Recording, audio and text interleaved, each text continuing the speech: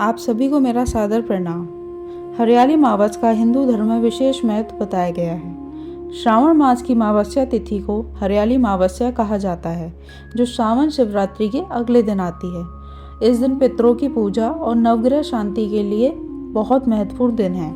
मान्यता है कि इस दिन किसी पवित्र नदी में स्नान करके दान पुण्य करना बहुत शुभ माना जाता है और पितरों का आशीर्वाद मिलता है, जिससे कि आपके जीवन में सुख समृद्धि बनी रहती है।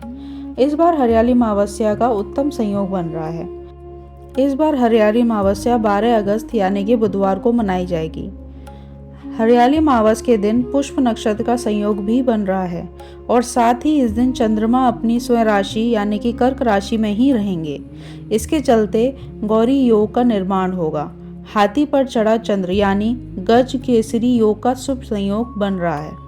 ऐसे में व्रत या पितृ कर्म करने से हरियाली अमावस्या के दिन विशेष रूप से फलदायी माना जाता है।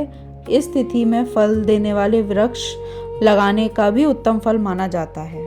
सावन में पड़ने वाली इस अमावस्या को हरियाली अमावस्या क्यों कहते हैं?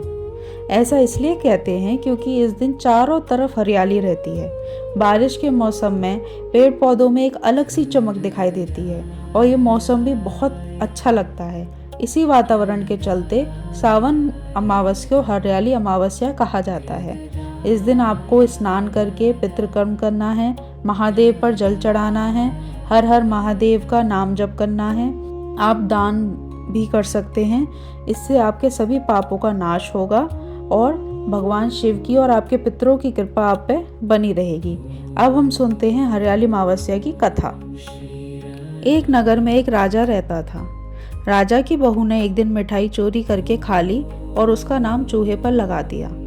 यह बात जानकर चूहे को क्रोध आया और उसने तय किया कि एक दिन राजा के सामने वह सच लेकर ही आएगा।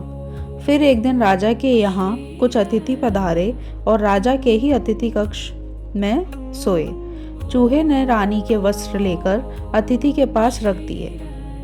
प्रातःकाल उठकर सभी लोग आपस में बात करने लगे कि छोटी रानी के कपड़े अतिथि के कमरे में मिले हैं। यह बात जब राजा को पता चली तो राजा ने रानी को महल से निकाल दिया। रानी प्रतिदिन संध्या को दिया जलाती, ज्वार बोती और पूजा करके गुड़ धानी का प्रसाद बांटती थी। फिर एक दिन राजा शिकार करके उधर से निकले तो उन्होंने देखा कि वृक्ष के नीचे चमत्कारी चीज हो रही है।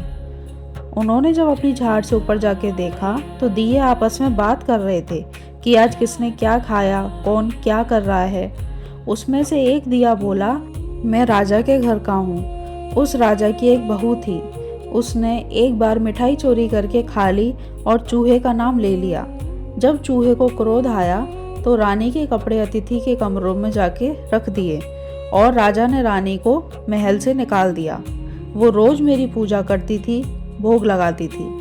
उसने रानी को आशीर्वाद दिया और कहा कि सुखी रहो। उसने आगे बताया कि रानी की मिठाई चोरी की वजह से चूहे ने रानी की साड़ी अतिथि कमरे में रख दी और बेकसूर रानी को सजा मिल गई।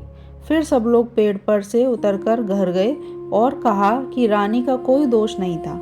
यह सुनकर राजा ने रानी को अपने महल वापस बुलाया। उसे अपनी गलती का एहसास हुआ और फिर वे सुखपूर्वक रहने लगे। यहाँ हमारी कथा पूरी होती है। भगवान श्री हरि विष्णु और महादेव की कृपा आप सभी पर बनी रहे। आपके पितरों का आशीर्वाद हमेशा आपके घर में बना रहे। हर हर महादेव। ओम नमो भगवते वासुदेवाय।